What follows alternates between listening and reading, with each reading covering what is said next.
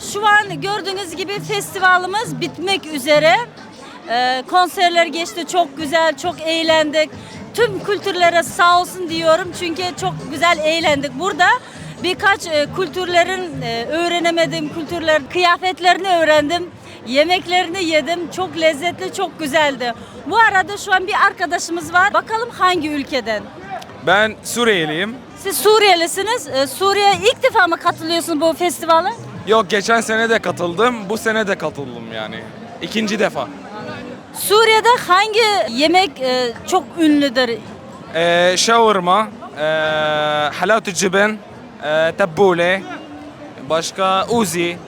Buraya gelen yabancı arkadaşlarımız, yabancı kültürlerden gelen arkadaşlarımız en çok hangi yemeği tercih ediyor?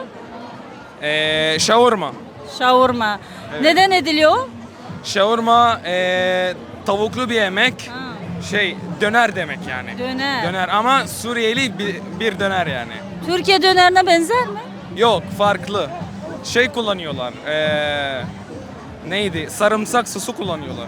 Aa. Evet. Peki siz burada hangi kültürü çok beğendiniz? Tabii ki Suriye. Ondan sonra Lübnan. Lübnan. Lübnan'ın dansı mıdır, kıyafeti midir ya da yemeği midir? Hangi kültürünü beğendiniz?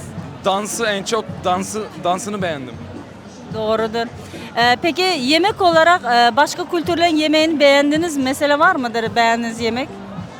Yemek olarak bir sürü yemek yedim de en çok sevdiğim tabii ki Suriye yemeği.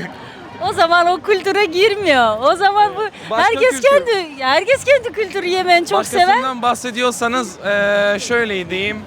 Mesela belki o da Lübnan. Peki Türkmenistan yemeği? Türkmenistan yemeği de güzel ama denemedim hala.